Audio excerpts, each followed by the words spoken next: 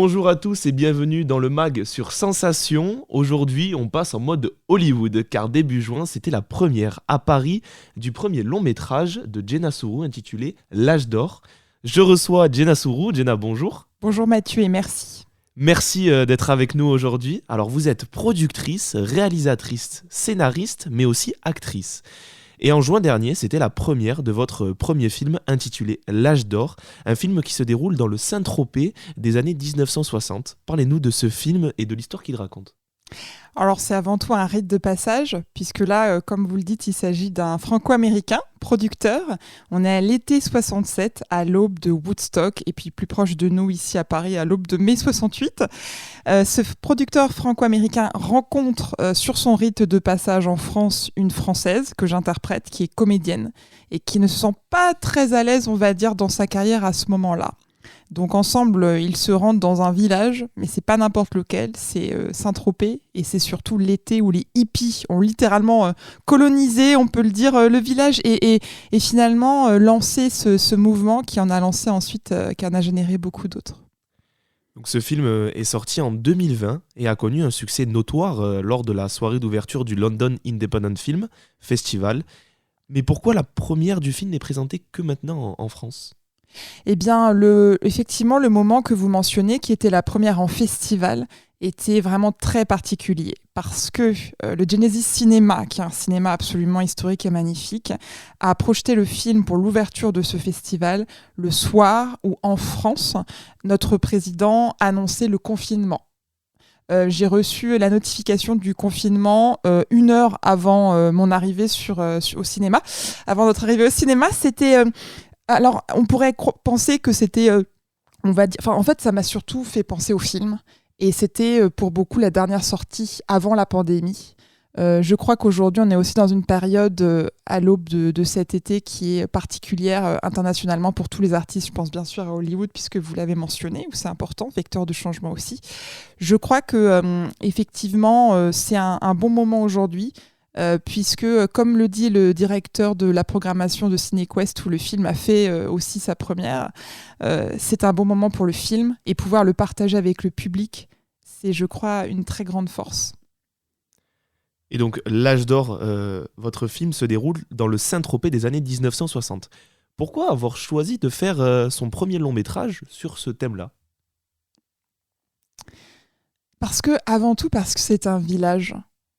Et l'esprit de village, mais plus largement l'esprit d'équipe, c'est incroyable la force que ça peut donner. Je crois que c'est magnifique de voir comment les Tropéziennes et les Tropéziens continuent à faire vivre l'esprit du village, avec bien sûr les possibilités et la réalité qui est là. Mais en tout cas, je sais que pour l'âge d'or, ils nous ont vraiment ouvert toutes leurs portes, parce que je crois qu'ils ont compris qu'on voulait vraiment raconter la vraie histoire du village. Et c'est une époque aussi qui est absolument... Les 60s, c'est une époque qui fait rêver parce que c'est l'époque de beaucoup de changements. Je pense par exemple aux femmes, la contraception, aussi les swinging 60s à Londres. C'était pas qu'en France. Il y avait vraiment une forme d'universalité. Peut-être aussi suite aux 2 guerres mondiales. Je crois aussi que c'est un beau message pour les jeunes générations aujourd'hui de pouvoir apprendre de toutes les générations. Et d'ailleurs, j'ai pu travailler avec toutes les générations sur l'âge d'or, et ça, c'est quelque chose que je chéris beaucoup. Vous avez un lien particulier avec Saint-Tropez ? Maintenant, oui. C'est un village que j'ai découvert à travers mon rite de passage personnel, artistique, puisque c'est mon premier long métrage. Et du coup, c'est un lien finalement qui s'écrit avec le temps. Ce dont je me souviens, mes premiers souvenirs de Saint-Tropez, c'est vraiment cette lumière. Et ça ne m'étonne pas que le village attire encore et attirait autant les divisionnistes et les néo-impressionnistes, parce que c'est vraiment un village où il y a une énergie et une vie qui est très inspirante pour les artistes. Et donc, c'est votre premier long métrage officiel qui est sorti. Comment on se sent quand on voit enfin tout ce travail réalisé et enfin disponible pour les gens ? Pour moi, un moment déterminant, ça a été bien sûr la première française, puisqu'il y a eu une avant-première à Saint-Tropez avec l'équipe, la mairie, organisée d'ailleurs par l'Office du tourisme. La première française avec le public s'est déroulée au Champollion. Et c'était un moment qui a été déterminant parce que je crois que c'était important. Je crois que c'est important pour le public de découvrir ce film. C'est important pour les jeunes générations, mais aussi parce que finalement, il y a beaucoup de nouveaux récits qui ne sont pas encore racontés. Il y a peut-être beaucoup de films, mais il n'y a pas forcément beaucoup de voix. Et je crois que faire porter sa voix, c'est important.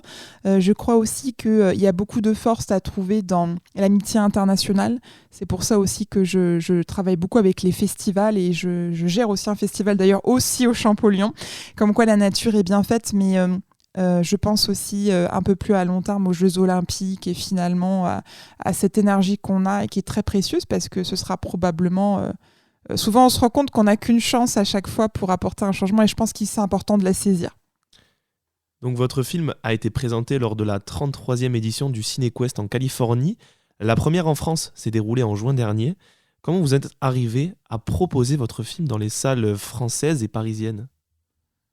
C'est vraiment... alors je pense beaucoup aux projectionnistes parce qu'il y a beaucoup de très belles salles dans Paris. Je dois dire que le Champollion, le contexte est fabuleux, bien sûr, à côté de Notre-Dame et dans un quartier très international. Mais je pense énormément aux projectionnistes et à l'équipe du cinéma, qui est absolument exceptionnelle, parce que l'expérience du Champollion, quand j'ai vu L'Âge d'Or au Champeau, je l'ai vu et je l'ai vu aussi en privé au Champollion avant pour le test technique. Donc c'est le public, mais c'est aussi vraiment cette âme. C'est pas pour rien que François Truffaut l'a appelé sa deuxième université.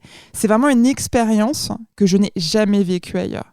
Et c'est pas le plus grand cinéma. Alors c'est peut-être le plus ancien, ça je ne sais pas. Il faudrait que je me renseigne, mais c'est vraiment une expérience que j'avais jamais vécue ailleurs. Et comme vous l'avez dit, pourtant il y a eu quelques projections un peu datées. Mais c'est vraiment, je sais pas. Je crois aussi que peut-être c'est une époque où encore une fois il y a beaucoup de changements et je crois que ça résonne aussi de manière assez transverse finalement.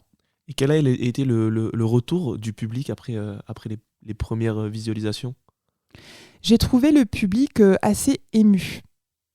Alors peut-être que parce qu'il y avait aussi beaucoup de personnes qui avaient activement contribué au film, qui étaient dans la salle. Je pense aux figurants, je pense aux partenaires, je pense à Gibson France, je pense à ma famille. Je crois aussi que...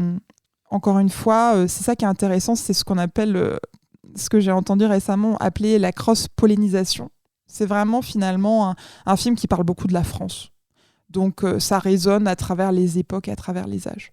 Et bien justement, on va écouter un extrait de la bande-annonce du film. Quand je suis sur scène et que je ne suis plus du tout Angèle, quand je sens, entends, vois ce que sent, entend, voit mon personnage, eh bien ça c'est vraiment magique.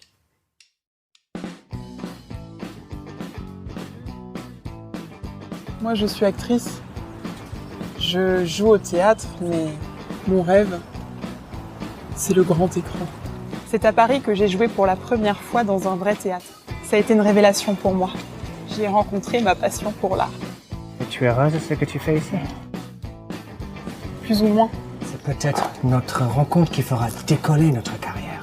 Cela ne peut pas être un hasard. Alors vous êtes également la fondatrice de la société de production Belle Époque Film. Et pour votre première réalisation, vous avez eu un peu le rôle de multicasquette entre la production, la réalisation, l'acting. Comment ça s'est passé ?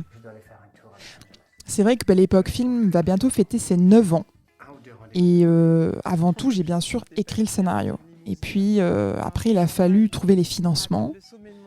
Ça a été relativement rapide finalement. Mais c'était beaucoup de travail parce que j'ai dû beaucoup financer de manière personnelle en fait.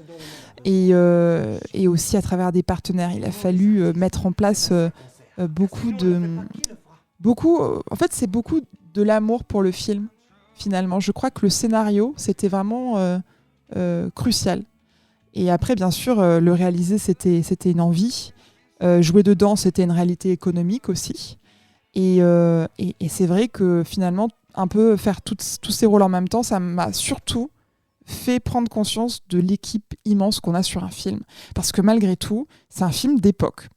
Donc, on a quand même tourné dans une quarantaine de, non pas de décors, mais de lieux. Donc je crois qu'il y avait, je sais plus combien il y avait de décors, mais c'était nombreux. Et on a aussi tourné dans plusieurs régions, notamment le Sud, aussi Paris, puis un petit peu aussi les États-Unis. Donc c'était une expérience, on va dire, qui, je pense, en amènera d'autres. Et aussi qui rappelle l'importance de la préparation, puisque ça demande des moyens qui restent quand même colossaux. Merci Jenna Sourou d'avoir accepté notre invitation sur Sensation. Je rappelle que vous êtes productrice mais aussi actrice donc du film L'Âge d'Or.